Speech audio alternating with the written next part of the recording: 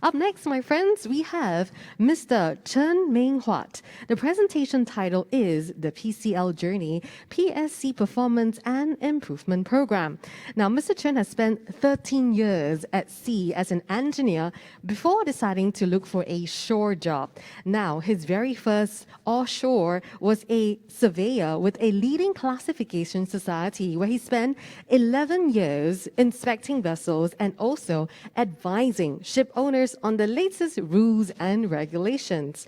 Now, he later decided to, of course, broaden his horizon by joining PAC Ship Managers as the technical manager, where he is currently the senior manager for technical services. Mr. Chern will be sharing his company's experience in dealing with PSC and also on how to improve fleet performance. Ladies and gentlemen, remember to keep your questions coming via Pigeonhole. And right now, please put your hands together to welcome Mr. Chern on stage. Thank you. A very warm welcome. We will have you for Q&A later. Have a good presentation. Thank you.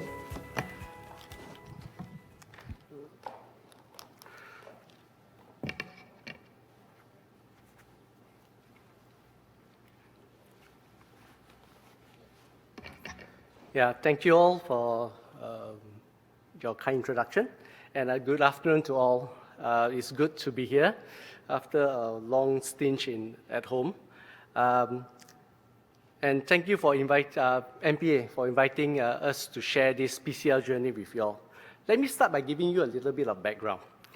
Since the inception of PCL in 1973, we have recognized that the main asset of our company is basically its people. PCL is committed to safety and environmental protection throughout its entire fleet.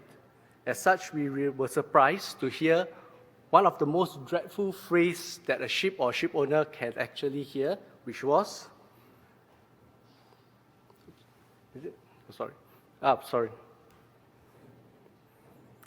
detention. Detained.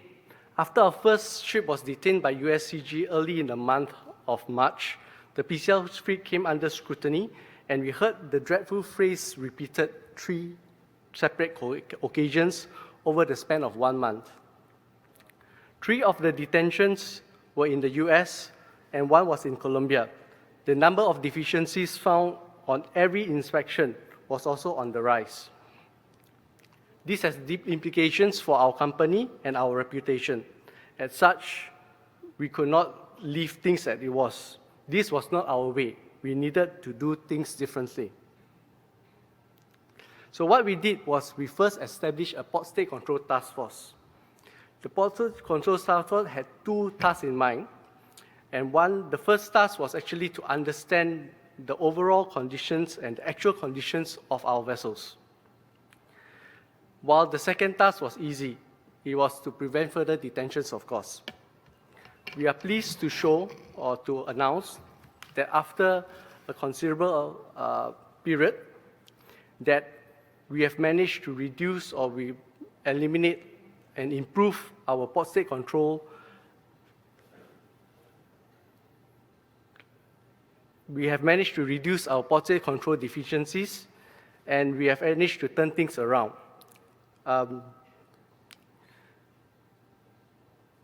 This noteworthy accomplishment was recognized by MPA, and we would like to share with you our PSC journey. We seek to be as forthcoming as possible, and will not only share with you on the initiatives we have taken and lessons learned along the way, but also our shortcomings and how we address them.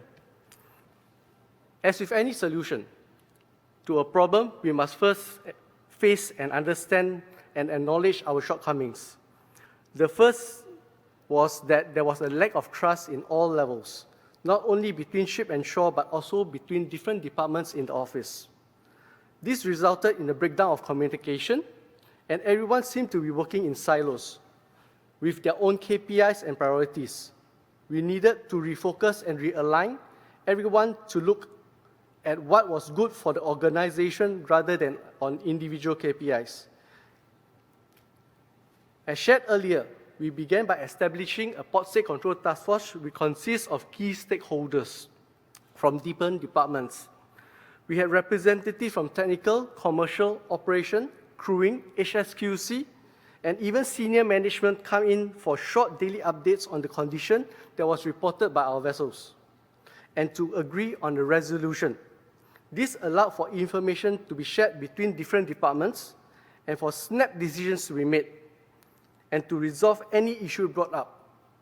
We, of course, would not have been able to make headway if we did not have the full support of top management.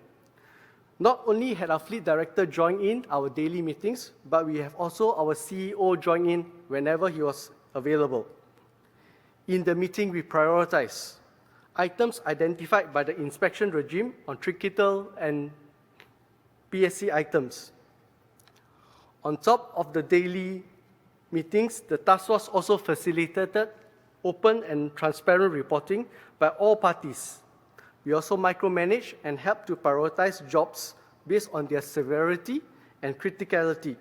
We also aim to bridge the gaps and communication gaps in our organization and to assist in keeping communications channels open, not only to internal parties, but also to external parties.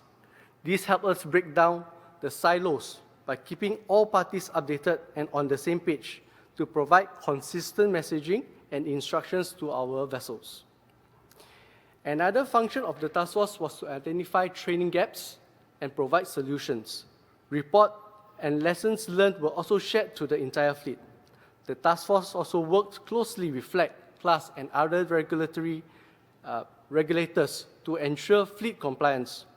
We even had representatives in the US, which helped us to liaise and work closely with USCG.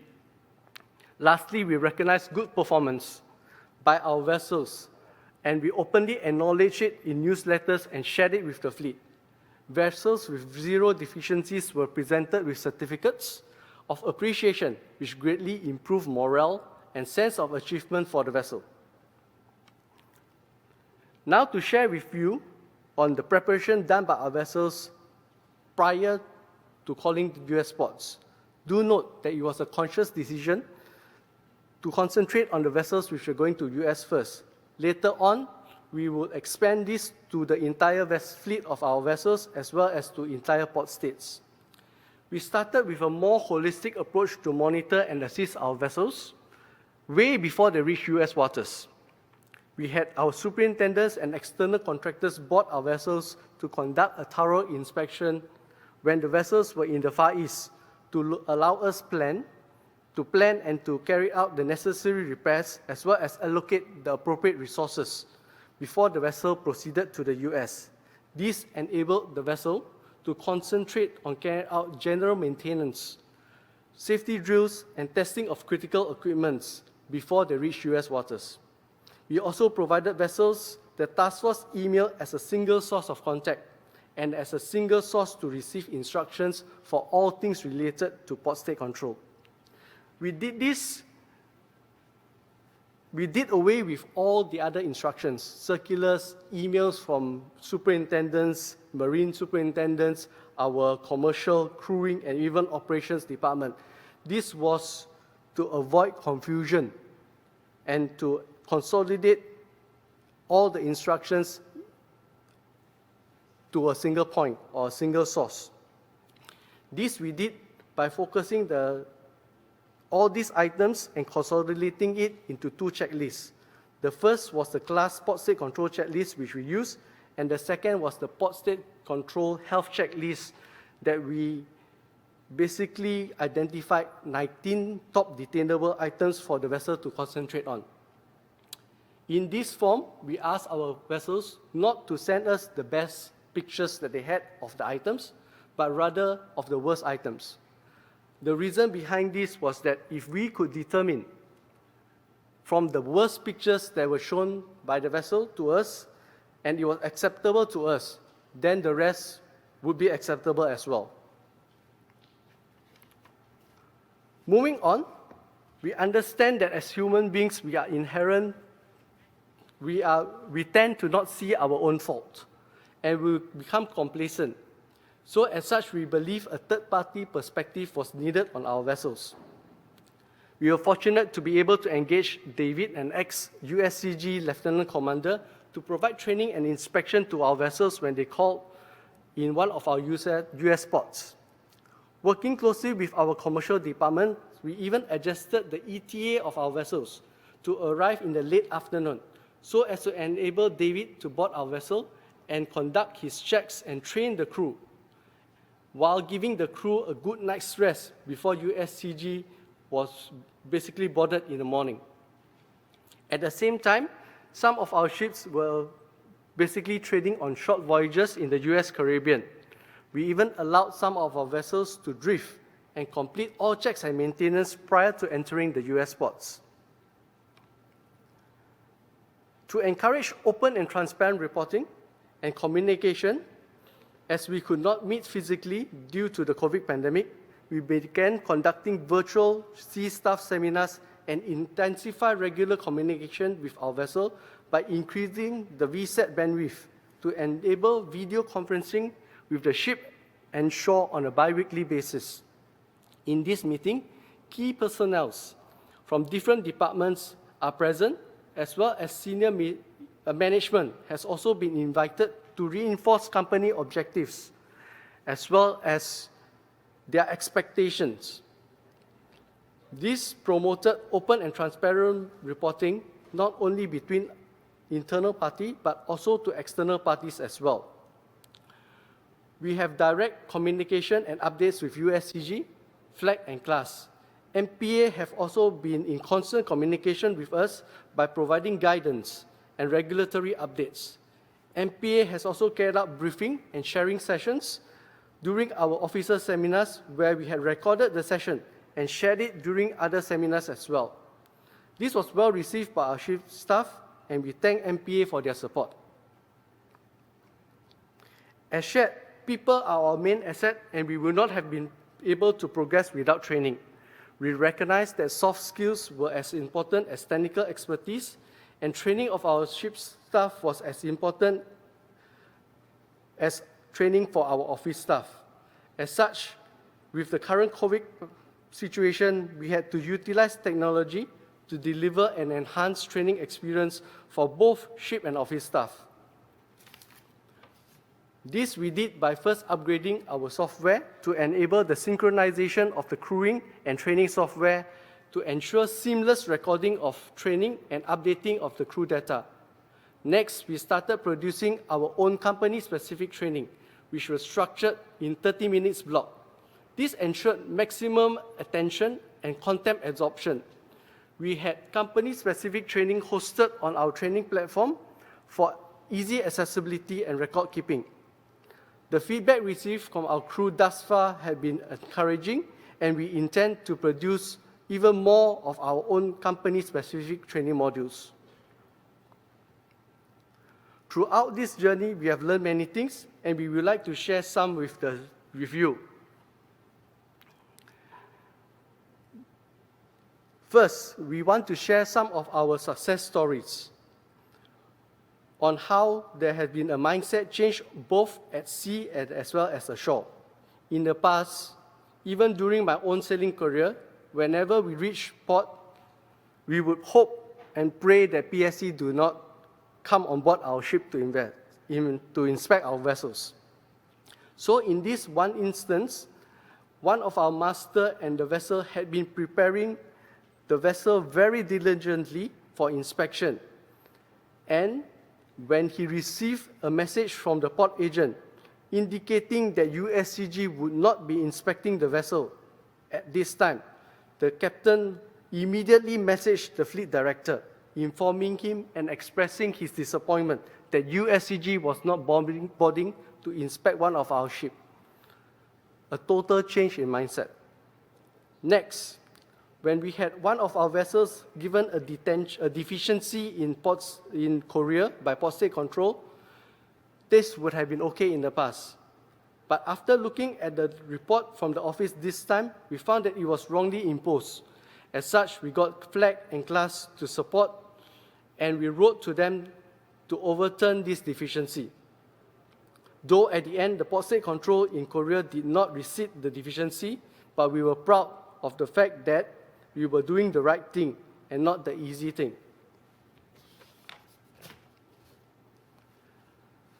I'm sure a lot of my friends in this industry recognize these simple steps that a vessel should take for a successful port state control inspection. However, please indulge me, as these simple steps are important. First, the vessels need to communicate. Let us know if something is wrong so that shore assistance and office support can be mobilized. And if needed, class COC or flag dispensation can be obtained and shared with port authorities. By our experience, as long as we are open and transparent and have the proper risk assessment and rectification plan in place, port state control will accept and appreciate this.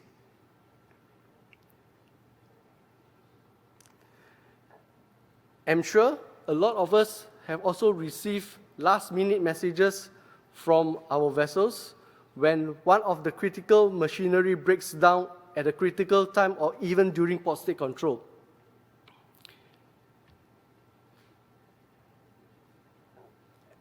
And that this piece of machinery was working fine and was just tested last week. Well, we have one last tip for you. In this day and age where everyone has a phone or digital camera, our instructions to the ship is to take a short video with timestamp when carrying out the testing of critical machinery. This can help prevent a detention. One of our vessels whose emergency fire pump could not work when port state control tested it had taken such a short video. And with this short video, we had presented it to port state control as evidence, and this was actually noted as a deficiency and not a detention. So this actually helps. A short video can prevent detention. With this, I will end my presentation and with a message from one of our senior masters, which best sums up how one can face these challenges in this day and age. What he said was, be prepared, be truthful, do our best, and God will take the rest. With that, I thank you all for your time. Thank you. Thank you. A round of applause to Mr. Chern Meng Huat, Pack Ship Managers Private Limited. May I invite you to take a seat with me? And right now, we're going to get questions coming in live via Pigeonhole. Thank you so much for summing up so beautifully for us. And of course, it's time to get the questions from the floor. So right now, scan the QR code, or what you can do is access via Pigeonhole very simply by going to the website pigeonhole.at/SRS forum. Once again, all you need to do is to key in the passcode, which is none other than SRS forum, and fire away your questions. Remember as well, if you do see any questions that you would like to be answered first by Mr. Chern, all you need to do is to vote for it to be, of course, upscaled to the very first one. And we already have a couple of votes for this. I think a little bit of an HR management question right here coming in with quite a number of votes for this to be answered first. And this question, maybe you can give us your ideas on this. So how did the ship crew react to the initiatives that the company roll out? What are the general different sentiments that you experienced? Could you care to comment on them, please? Sure. Thank you very much. As with any change, there is sure to be some pushback. However, there was only one question that we posed to the vessel. There was, do you want to sleep peacefully at night? So with that question, we told the vessel, if you want to sleep peacefully at night, then please be open and transparent to us. Only then can we share what is happening on the ship, and we can provide you with solutions. There's no point to keep things on board and then affect your sleep. Let us all sleep peacefully at night by sharing, as well as being open and transparent, so that we can basically share the risk together, and you can sleep easier, and I can sleep easier as well. So please do me a favor and be honest and be transparent. Give Mr. Chern his 8 hours of sleep. Is that normally what you get? Oh, I hope to do that. My wish for you is for all of you to get at least 8 hours of sleep every night. Thank you for answering that. We have more questions coming in, and this one is also very highly voted as well. Now, this one is asking about your communication course. Now, in terms of your online training and your bi-weekly calls to the vessel, wouldn't your bandwidth need to be very high? And also, wouldn't that also affect your communication costs? So would you care to comment on these two different questions? Maybe about the bandwidth first.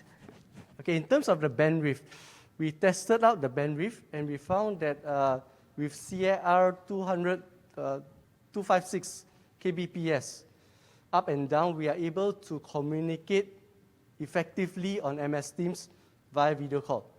So with this, we actually went over to our provider and we had a talk with them. So in terms of the communication cost, we have a very flexible plan with our service provider, which enable us to actually bump up and bump down our bandwidth speed as and when we require. Oh. So we can actually tell them, for the next 2 days, I want to increase my bandwidth speed and double it. And it can be done within 24 hours. And the communication cost for that 2 days is actually not that high. It's actually quite low. So when we want to do training, when we want to do extensive video conferencing calls with the vessels, as well as when we have even our vessels join in to some of our sea staff seminars, we bump up the bandwidth only for that one particular day. So that is actually a very good and flexible plan for us. And that is actually, the cost of that is actually very, very low for that one particular day or even 2 particular days of training. I must say you have a very flexible service provider. Yes, it's actually, we have it on the online itself. So we don't even need to write to the service provider. We can do it on our own. Everything is via app, and you can actually do it just by a click. The wonders of digitalization, am I right? Yes, that's perfect. Helping us work faster and more efficient and still keeping to our budget. That's Yes. very important, right? Yes. Thank you for answering that, and that's definitely something that all of us can adopt very easily. Now, the next question has to do with motivation. Now, how does your company reward and motivate your crew to maintain and to continue to maintain the vessel in tip-top good condition? Okay, in terms of motivation, as what I shared earlier, we actually give certificate of appreciation. There's no monetary reward, but there is a recognition of a good job or a job well done. We are encouraging this so that people don't look in terms of rewards, monetary rewards, but actually have the satisfaction that they actually achieve a great result and have done a good job. I would say that's about taking pride in our work, am I right? Exactly. What motivates you, Mr. Chern, to do your job? Learning new things. Learning new things. Every day is a challenge in the shipping industry. Every day you face new challenges and you face new solutions to all the challenges. That keeps us young in our heart and also in our mind too, right? Thank you for that. Okay, we got another question coming in. This one is about, can you please explain a little bit more about how a short video can avoid PSC detention? Okay, as what we shared, we had an incident prior to this. And then what happened was that 2 days before the vessel actually went into to the port for a PSC inspection, the vessel actually tested its emergency fire pump. It made sure the crew took a short video of this testing. And we actually produced this as evidence to Port State Control at the point of time. So when Port State Control came on board and they tested, they found, hey, your machine don't work. And that is actually that happens to all of us, from time to time, where as and when we need, there's Murphy's Law, when you want things to go right, things will go wrong, you know. So that short video prevented a detention by POTSE control because we were able to share with them that we actually tested the particular machinery 2 days prior to this particular inspection. And we did our due diligence. It's not that we didn't test it. It's not that we didn't maintain our equipment appropriately. It was just because of Murphy's Law. You know, at that particular point of time, things happened. And we actually have asked all our ships to take short videos on not only this particular emergency fire pump, but also on other critical machinery as well when they do the testing. Again, as evidence to show that the vessel and the company has done their due diligence. A short video, like a couple of minutes will do, right? Just a short video, and then all they need to do is basically everybody has a mobile phone. Keep it on the mobile phone. You don't have to save it. You can actually delete it after the post-state inspection because that shows the latest inspection of the latest testing that the ship has done. So that was a simple advice which enabled us to basically defend and basically have the evidence that the company had done its due diligence. It's a very simple solution. All of us are very well connected with our mobile phones. They never leave our hand. So why not? A little simple video, a short few minutes video, we can solve a whole multitude of problems just by that short video. So a very simple thing to remember today, a short video can prevent a whole lot more. Thank you for answering that. Now, this one is coming in about COVID, right? How has COVID-19 affected your company's approach towards PSC inspections? Would you like to care to comment about that? Okay, the COVID situation has affected the industry. I think not a single shipper or ship owner has been spared. The company has faced a lot of issues, arranging spares, arranging service engineers, arranging inspections by class, and all these have to be taken again with a grain of salt. We have to be nimble, we have to adapt, and we always have to have a plan B. So don't wait for things to be done at the last minute. So plan ahead and basically always, you know, as what the last slide that I shown you is, you know, be prepared, be truthful, and God will basically do the rest.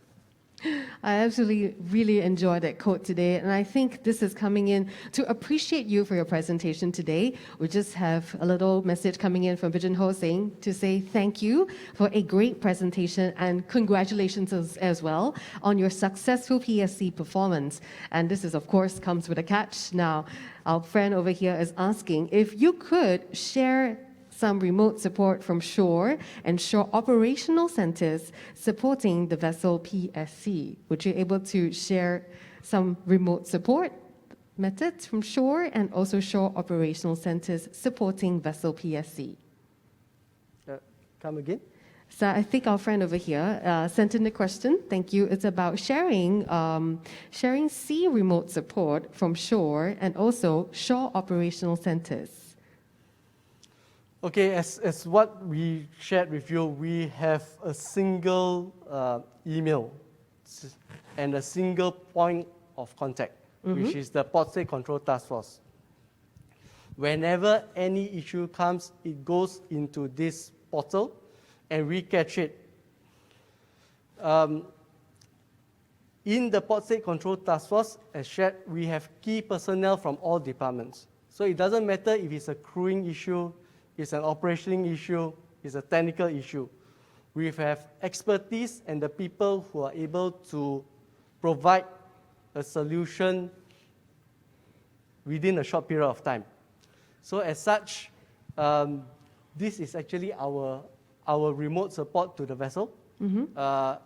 All the vessel needs to do is again to inform and to let us know through our portal the Port State Control Task Force, and basically the expertise as well as the support is there, as well as the ability to make decisions right there and then. Thank you for answering that, and thank you so much for being so patient with all the questions coming in. You're very popular online. I can tell all the questions are coming through. This one is, I think, a fun question. Are you able to take on almost a fun question? I belong to the generation that's due for my booster jab, and this is a cute question for me as well. This question says, why don't you use TikTok to record video so that it can be a learning experience for others? How many of us are on TikTok here? I'm not on TikTok. Oh, you're very cool. You can teach me how to use TikTok later. Thank you. This is actually a very interesting question. We have explored our training using another software called Doodly. And this shows animations. And that is how we produce our own company-specific training. With that, again, we aim to make our training more interesting, and we aim to make it more relevant and company-specific. TikTok, of course, is an excellent platform. Seriously. My daughter, 9 years old, she's using TikTok, and she's playing with TikTok. Has she started your TikTok account? Yes, correct. And she has her own TikTok account. So that, I believe, will be the way to move forward, especially in order for the new generation to be able to absorb it and to attract their attention. So the answer is maybe. Am I right? Yes. Maybe. On the horizon, it is... On the way. On the way. On It's the way. OTW. Something that all of us can definitely sit down and explore and say, hey, you know, the new horizon is upon us. How do we adapt new technologies to be relevant, to be more exciting, and to, of course, keep the community as engaged as possible? With that, let me just ask whether or not, if any final questions. If not, thank you for all the questions coming through, especially to my friends watching online. We're so grateful that you're still with us, and also to my friends here at the Ritz-Carlton Ballroom. Thank you for sending through your questions. With that, could you please give Mr. Chern a very big round of applause? Thank you. Thank you.